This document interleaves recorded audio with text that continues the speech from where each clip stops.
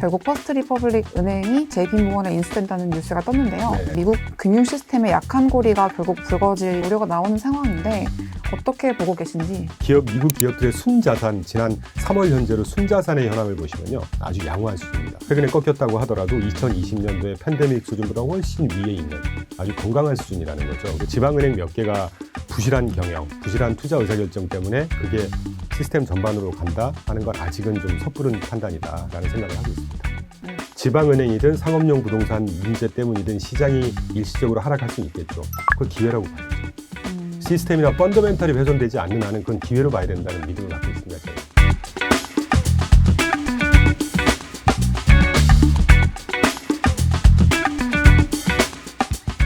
네, 안녕하세요. 퍼스트 리퍼블릭 은행이 결국 파산 절차를 밟으면서 올해 들어서 미국에서 파산한 세 번째 은행이 됐습니다. 촬영일 기준으로 명일에 있을 FOMC에서는 0.25% 기준금리를 올리는 베이비 스텝이 사실상 기정사실화되고 있는데요. 시장의 관심은 연준이 이후에 곧바로 기준금리 동결에 들어갈지에 몰리고 있습니다. 오늘은 관련한 이야기를 이춘광 레그넘 투자자문 대표님 모시고 들어보도록 하겠습니다. 대표님 안녕하세요. 네, 안녕하세요. 네, 그래서 일단 제일 궁금한 게 촬영일 기준으로 어제 결국 퍼스트 리퍼블릭 은행이 JP모건에 인수된다는 뉴스가 떴는데요. 네. 미국 금융 시스템의 약한 고리가 결국 불거질 우려가 나오는 상황인데 어떻게 보고 계신지 전반적인 전망 먼저 부탁드립니다. 사실 SVB 은행이 이제 파산 신청을 하면서 금융 위기가 번지는 거 아니냐 이렇게 해서 레토릭들이 되게 많은데, 금융 시스템으로 번지느냐 마냐가 정말 문제의 핵심인 거잖아요. 2008년도에 부동산에서 시작해서 그 부동산을 담보로 해서 연거푸 찍어냈던 파생 상품, 연쇄 파산이 나면서 수백, 수천 배의 레버리지가 연쇄적으로 터진 그 위기하고 약간 좀 이렇게 좀 오버랩해서 보는 경향이 있는 것 같은데, 네. 그때와 지금과는 전혀 상황이 틀리고요. 그때는 컨트롤할 수 있는 어떤 수단이나 방법이 없었죠. 근데 이번에는 경기가 생각보다 탄탄했던 것 때문에 물가가 천정부지로 치솟았고, 그거를 잡기 위해서 연준이 의도된 이 긴축이거든요. 그러니까 이 물가를 잡기 위해서 이제 아주 짧은 기간 동안 공격적으로 금리를 인상했고, 그런데 이제 SVB든 뭐 여러 가지 지방은행들이 경영을 사실 잘못한 거죠. 네.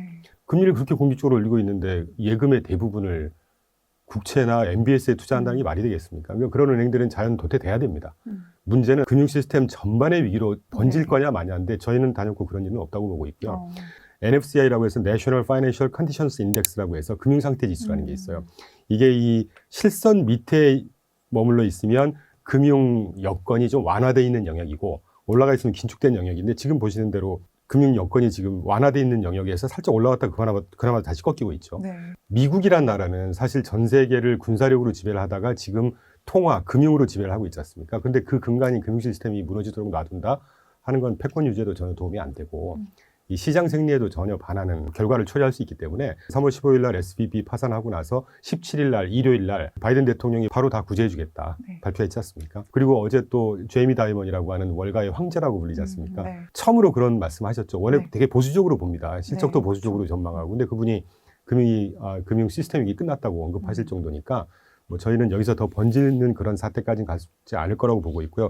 연관해서 하나만 더 언급드리면, 미국 기업들의 순자산, 지난 3월 현재로 순자산의 현황을 보시면요, 아주 양호한 수준입니다.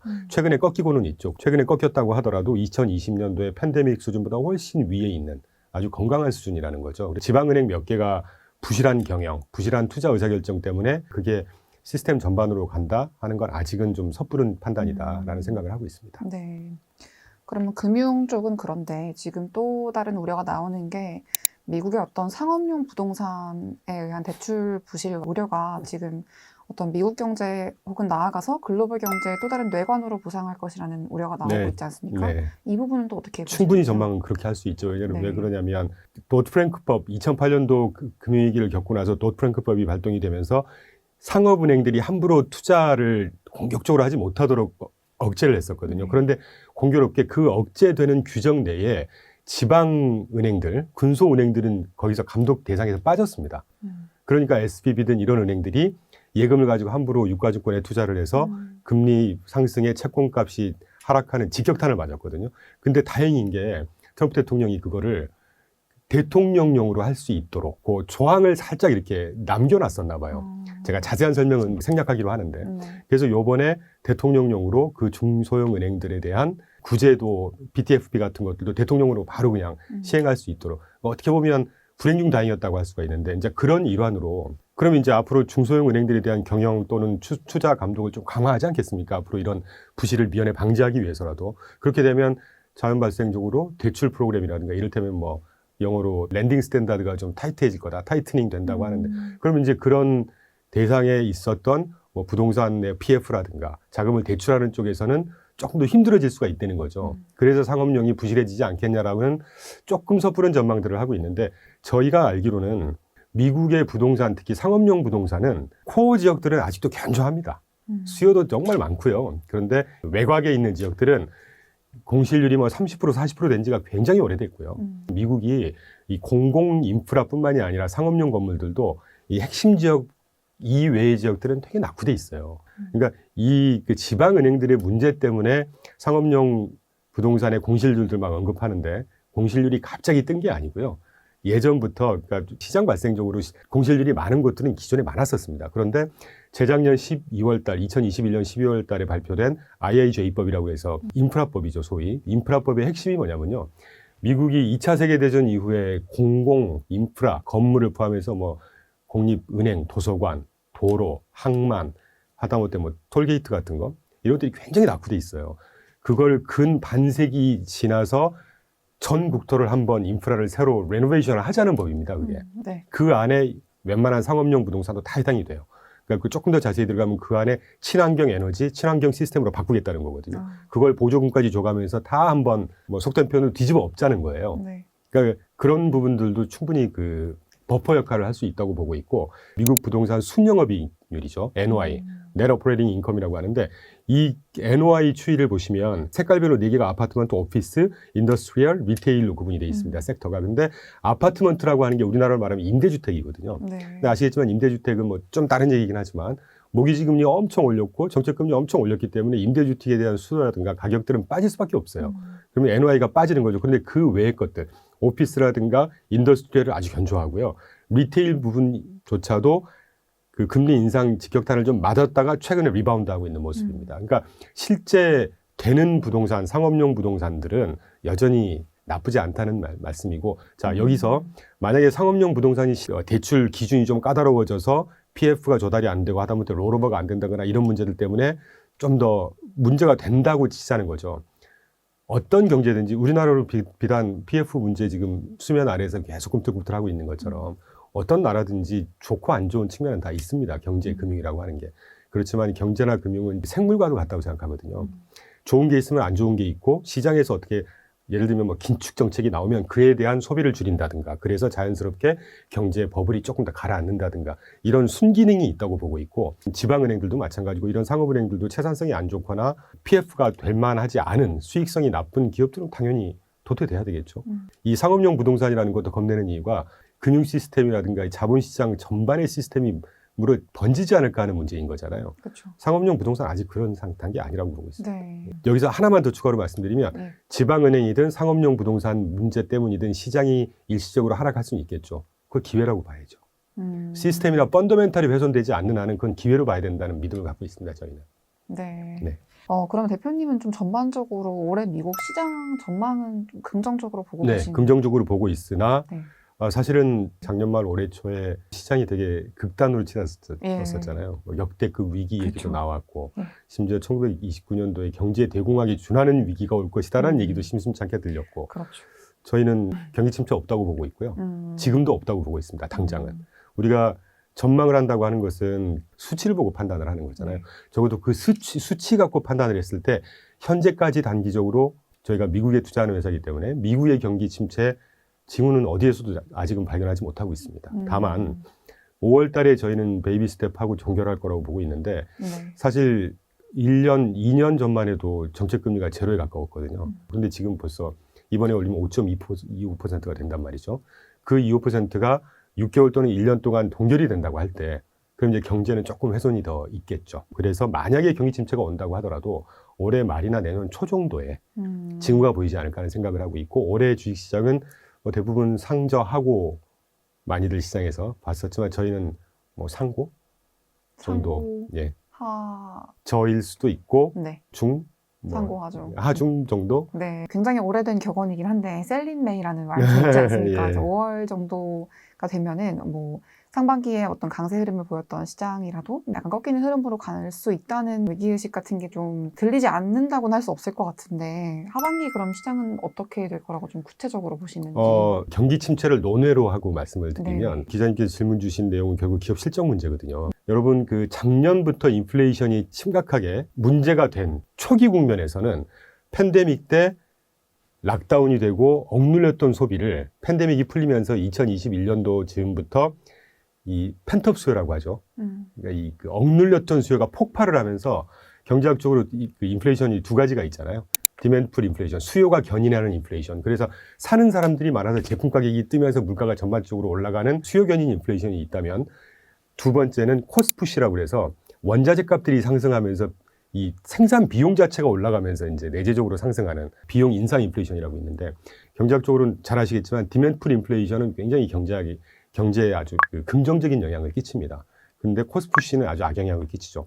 그런데 2021년부터 뜨기 시작해서 실제 물가는 2020년부터 떴어요. 페드가 그때 결정적으로 실수했죠. 찾아보시면 제롬 파월이 2021년도 경제학자들이 물가 떠서 금리 올려야 된다고 얘기를 할 때 일시적인 문제야. 본인들도 틀리거든요. 모르니까. 그런데 2021년부터 떴던 인플레이션은 소위 이제까지 인플레이션이 세계 국면으로 저희는 구분을 하고 있는데 초기에는 이 수요가 뜨면서 수요가 폭발적으로 증가하면서 수요가 견인했던 인플레이션이었다면 이 수요가 견인했던 인플레이션의 문제는 내부재료 가격이 이미 지금 2020년 팬데믹 수준 이하로 많이 다운돼 있습니다. 그러니까 수요가 견인해서 유발됐던 인플레이션의 문제는 이미 이제 정상화됐다고 저희는 보고 있고요. 러시아가 우크라이나 침공을 하면서 원자재 가격들을 굉장히 많이 스카이라켓하게 만들어버렸잖아요. 그러면서 두 번째 인플레이션 국면이 이 비용이 인상되면서 원자재 가격이 상승하면서 오는 인플레이션 국면이었다면 뭐 대표적으로 석유 가격 예를 들자면 이미 75불대로 안정이 되고 있지 않습니까? 그래서 비용에서 오는 인플레이션 압력도 이미 어느 정도 정상화된 수준이라고 보고 있어요. 문제는 세 번째 인플레이션인데요. Profit Led Inflation이라고 해서 이를테면 프라핏이면 기업 이익이지 않습니까? 네. 기업 이익이 끌어올리는 인플레이션 국면이다라고 저희는 보고 있습니다. 인플레이션으로 전이 될 만큼 기업 이익이 끌어온다면 그 말은 결국 수요 경인이든 비용 인상이든 기업들이 인플레이션이 심해지면 마진이 줄어들잖아요. 그러면 마진을 회복하기 위해서 제품 가격을 올릴 거 아니겠습니까? 상상을 해보시죠. 제품 가격을 올려서 시장에 내놨는데 수요가 너무 탄탄하고 소비가 탄탄해서 그 제품이 잘 팔린다면 인플레이션이 유발이 되겠죠. 그렇죠. 지금이 딱 그런 단계라는 거예요. 그렇기 때문에 이 프로핏 레드 인플레이션이 의미하는 바는 크게 두 가지가 있어요. 인플레이션이 당분간 계속 될 거다라는 문제 하나. 두 번째는 기업 실적은 어떻게 될까요? 좋아하시겠죠. 좋아지겠죠. 그래서 이번 5월 달에 기업 실적이 평년 수준보다 평년에 매 분기 기업 실적 발표할 때 어닝 비중이 전체 100% 비율 중에 70%는 항상 어닝을 비트하고요. 30%는 어닝을 언더퍼폼합니다. 그런데 지난 금요일 현재 약 80% 비트를 하고 있어요. 개인 소비 지출과 소매 판매를 그린 그래프거든요. 이걸 보면서 불현듯 딱 생각이 들어요.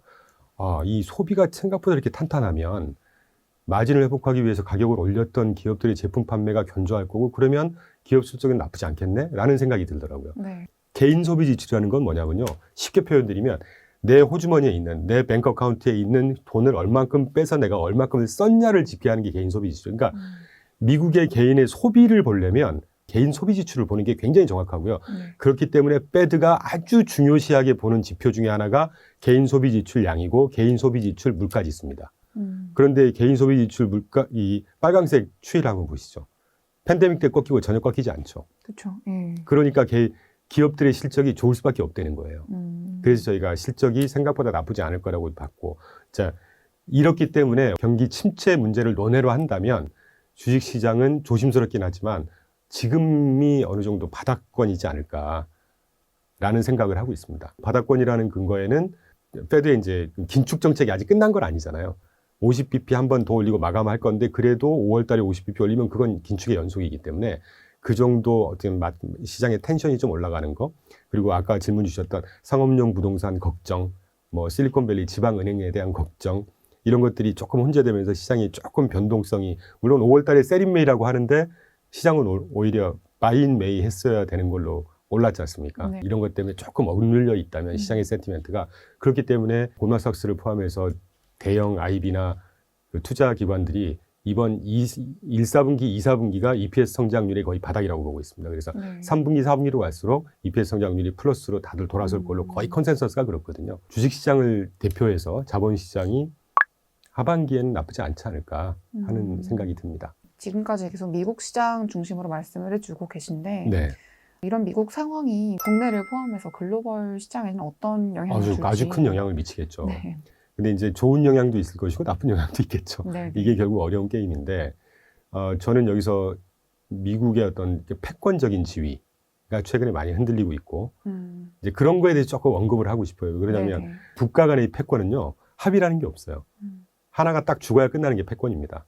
간단히 언급을 좀 해드리면 미국과 중국의 패권 전쟁에서 누가 결국은 이길 거냐? 저는 미국이 이길 거라고 보고 있습니다. 저는 미국 친미주의자도 아니고 반중주의다 전혀 아니고요. 객관적으로 볼 때 일단 군사력 게임 안 되고요.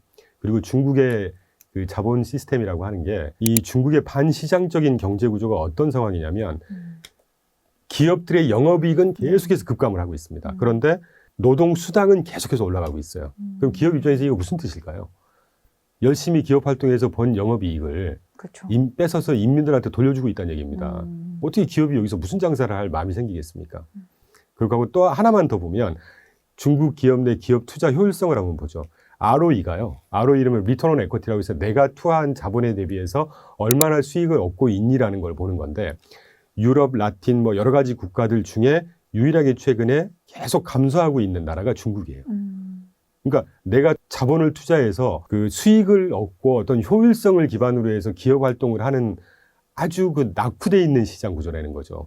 일단 조건이 그런데 어떤 자본 생태가 거기서 뿌리내릴 수가 있고 이거 먼저 생각을 해보자는 거죠. 네. 저는 뭐 단연코 이제 미국이 군사력으로 보나 경기 시스템으로 보나 이길 거라고 보고 있고 그렇다고 하면 미국 위시의 어떤 경제 구조 또는 서플라이 체인이 재형성되는 거에 맞춰가야 되겠죠.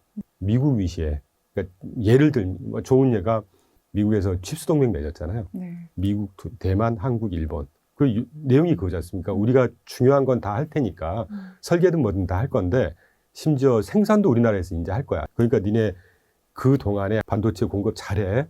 대만, 일본, 한국 협조해서 잘해줘. 대신 중국은 빼. 이거잖아요. 그럼 반도체 투자를 할 때 글로벌 반도체 예를 들면 뭐 대만의 TSMC를 포함하는 반도체, 네덜란드의 의린데 정말 강력한 ASML 같은 종목을 투자하는 미국 상장되어 있는 반도체 종목에 투자할 거냐 아니면 그 해외에 있는 그 반도체 종목을 빼고 오롯이 미국 내에 있는 반도체 종목에만 투자하는 ETF가 또 있거든요. 네. 그런 의사결정을 할 때 저희 같은 경우는 후자에 투자를 하는 거죠. ASML이 아무리 좋아 보여도 미국이 이건 법이나 패권적인 어프로치를 하고 있는 문제이기 때문에 미국에 있는 회사에만 온리 투자하는 반도체 ETF에 투자한다. 이런 의사결정을 할 수가 있겠죠. 네. 네.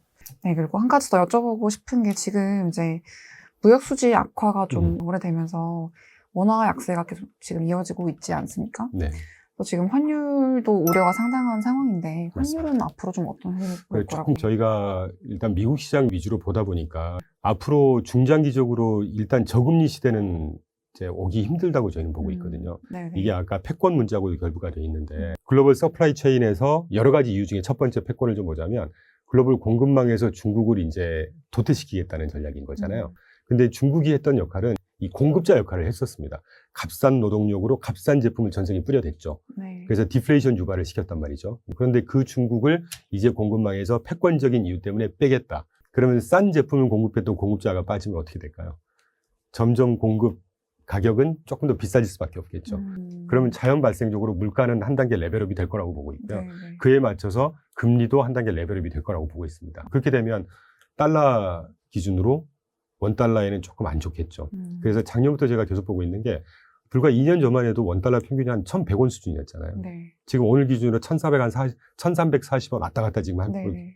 정확하게 딱 찍어서 어느 정도 레벨이라고는 말씀을 못 드리겠지만 다만 저희가 레인지로 볼 때 1,300원에서 1,350원 수준으로는 이제 중장기적으로 유지가 되지 않겠냐. 제가 우려하는 거는 우리나라 경제 체질은 우리나라 1년 GDP가 2,400조 정도 됩니다. 근데 우리나라 2,400조 GDP 중에 수출과 수입을 합치면 거의 80에서 85%예요. 수출 의존도가 굉장히 높죠. 아시겠지만 거의 1년째 지금 무역 수지가 계속 적자죠. 대중 수출 계속 급감하고 있고. 하여튼 그런 측면에서 보면 우리나라 환율이 여기서 갑작스럽게 빠지거나 이러기는 쉽지 않지 않을까. 그래서 제가 뭐 미국 투자든 한국 투자든 중장기적으로 이제 그 고물가, 고금리에 맞는 투자 전략을 수립하셔야 된다라는 말씀을 왕왕 드리고 있죠. 네. 고물가, 고금리. 네. 네. 이 기준은 계속 장기적으로 이어질 거라고. 저는 그럴 것 같습니다. 네.